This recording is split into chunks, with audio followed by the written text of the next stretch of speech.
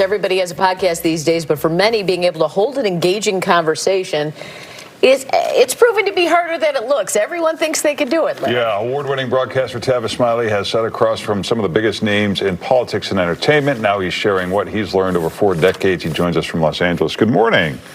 Good morning, Larry and Robin. How are you today? Doing great. Good to have you with us. I know most of our viewers are not doing interviews, but they are having conversations, and those seem to be getting more difficult to have, especially when it's like a red versus blue conversation. What is your insight into have a conversation like that?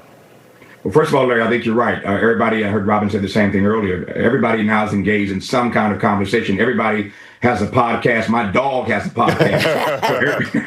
Everybody's in this game now, and it seems to me that conversation is the new currency. Communication is the new currency. The problem is that most of us don't know how to engage in conversation, and so it starts for me with curiosity. If you're not a curious person, you will never be a great conversationalist. So we're going to talk about what it means to be a curious person. This is really about dialogue, not about monologue. We'll talk about what I call charitable and generous listening as your superpower. You and Robin know quite well, you've done it for so long, that the better you listen, the better conversationalist you can be. So there are a number of things I've learned over these almost 40 years of doing it. I'm just going to teach what these years have taught me. So, the big thing, it's very interesting when you do talk to people. I think this happens in everyday conversation. Everyone's talking, but you forget no one listens. It's the listening to get to the next question is the biggest mistake people make, wouldn't you say? That's right. Exactly. And that's why I refer to it again as charitable listening or generous listening. The more you lean in, the better you listen, the better you will be in conversation. The problem is that people are waiting for you to finish so they can make their point. They're waiting for you to finish so they can move on to their next question, but they're really not tapped into what you're saying. They're not listening with an empathetic ear.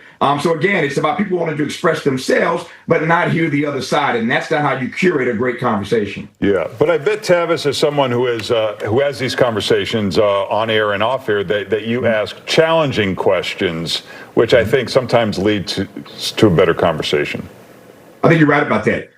You have to meet people where they are. And so this class that I'm teaching is not just designed, as Robin said earlier, for those who interview. I mean, clearly, I've learned these lessons in an interview space. But whether you're a business leader, a podcaster, you're in HR, you're in sales, any kind of professional, these days, everybody, again, is in conversation. It is, as I said earlier, the new currency. And so it's a matter of how we go about having conversations, particularly, and I love when you guys raised this issue earlier, it's really about having conversations with people who you disagree with. That's the real challenge. America is as divided now as it ever was. And I believe that great conversation is critical, civil conversation for that matter, is critical to saving this democracy. So if we're going to be engaged in conversation, particularly when we seem to disagree about everything, we better learn the rules of how to, again, engage in conversation that actually takes you somewhere. So what's the most difficult interview you ever had, and what'd you learn from it? It's a great question. I guess the answer would be, I once had a conversation with Shelby Steele, a brilliant black conservative. And I confess to this. Now, the interview was so horrible, Robin, that I never even aired it. It was during my tenure on PBS over those 15 years.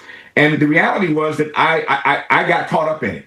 Rather than being gracious to Shelby Steele, I got in my own politics. And I went so hard at him. I kept stepping on him. I wasn't letting him make his points. I was not doing what I suggested earlier, listening generously, being kind to him, listening with empathy. And the interview was so horrible. When I saw it back, I felt so bad about it that I didn't even air it. I invited Shelby Steele back to the PBS program. We did a second conversation that I did air, but boy, did I learn a lot of lessons about my own mistakes in that particular interview about how to engage in conversation that considers the point of view of the other person. Yeah, that's great. Very important. It's called The Art of Conversation, 6 courses with Tavis Smiley. There's a free live preview on January 26th. There's the information on your screen. Tavis, good to talk to you.